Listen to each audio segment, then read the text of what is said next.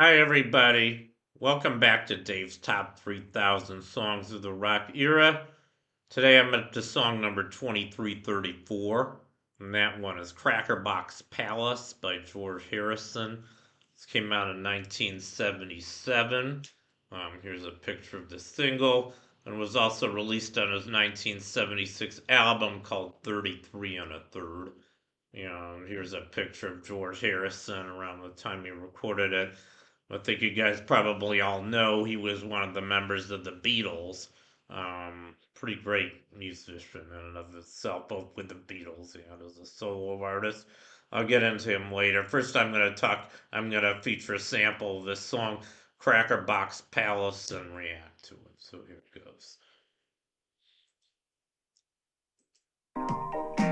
Sometimes it's good, sometimes it's bad. That's all a part of life. And standing in between them all, I met a Mr. Cripe. And he said, I welcome you to Crackerbox Palace. Was not expecting you. Let's rap and tap at Crackerbox Palace. Know that the Lord is well and inside of you.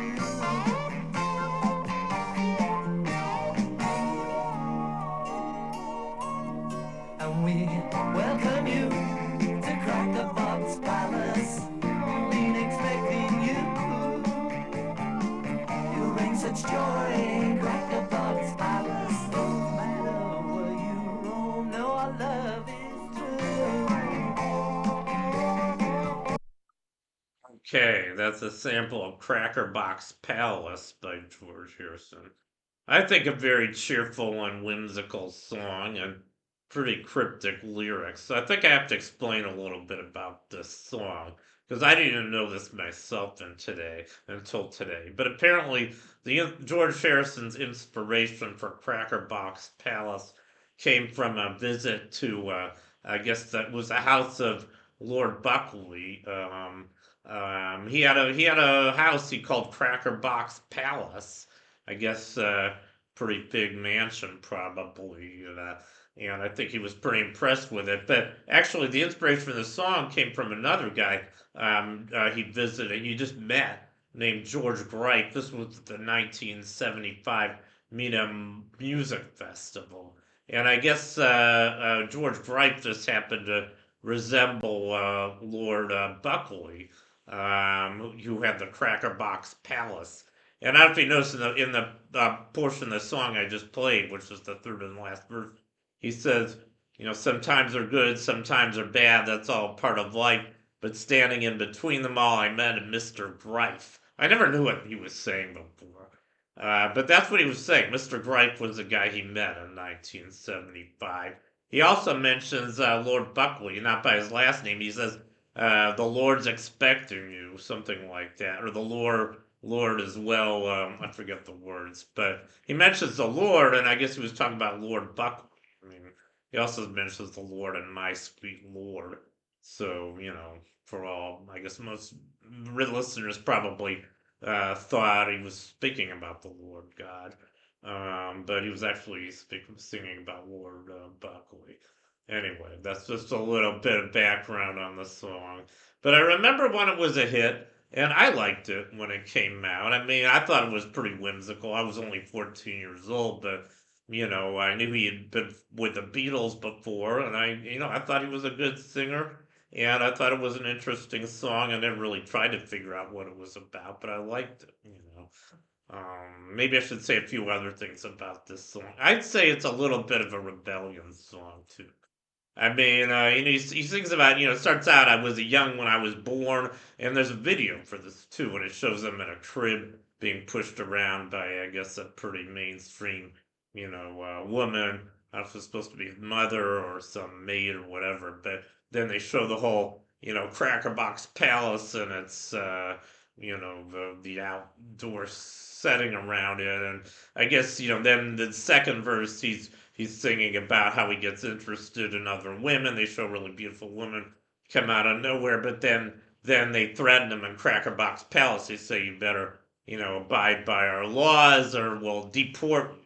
So kind of like a threat, kind of like maybe a threat parents used to have against, teenagers. You better stay in line or else. So that's kind of part of the song too, which I kind of like, because the Beatles were pretty rebellious, I guess, and George Harrison kind of remained that way even after they broke up. But anyway, that's pretty much everything I have to say about the song George Harris, Crackerbox Palace. And I don't have too much to say about George Harrison. I mean, I already featured one of the songs. I featured Blow Away at number 2692, another pretty excellent song and video.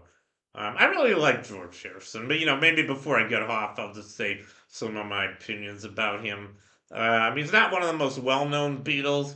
He was called the Quiet Beatle, I think, when he was with the Beatles. I'm not sure why they called him that, probably because he's probably the least talkative of the Fab Four. I don't know if he remained that way after he broke up, but I think I watched a movie. My brother-in-law recommended this movie to me. It was a documentary called "Living in the Material World." It's a documentary about George Harrison. Really fascinating man, I think. Probably one of the most interesting of all the Beatles, actually. He was probably, I know he got into Eastern music, I think, around the middle of the Beatles' career. He played the sitar, and there's a few songs where you hear them singing lead, some kind of weird songs like Tomorrow Never Knows is probably one of the weirdest ones. And I think that was him singing on that one. He also wrote some of his own songs like Tax Man and Here Comes the Sun, which is a really excellent song.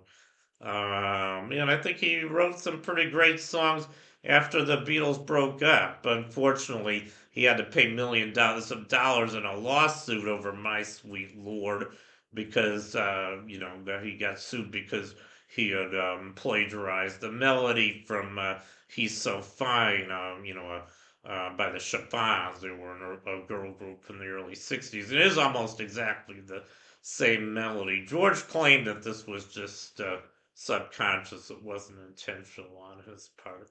And I think that's very possible. I mean, he didn't seem like the kind of guy who would intentionally plagiarize music.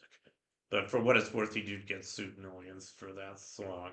I think it was by Bright Records. And he had another hit song called This Song, There's Nothing Bright About It, which was a reference to Bright Records and how he was upset about that whole deal. Um, Maybe I should just say one more thing about all this. I mean, plagiarism is actually pretty common in the music business. I can think of several songs that were plagiarized, some pretty great ones, and I think some of them never involved a lawsuit. I think the biggest example I can think of is Surfin' USA by the Beach Boys, which was taken from Sweet Little 16 by Chuck Berry. But Chuck Berry never sued the Beach Boys. I think eventually they did pay him some royalties, a few $1,000s. So I think the Beach Boys got away pretty easily with that one. Anyway, enough said about all this. But I guess that concludes my feature on Crackerbox Palace by George Harrison. So thank you for watching. You guys rock, and I'll see you next time.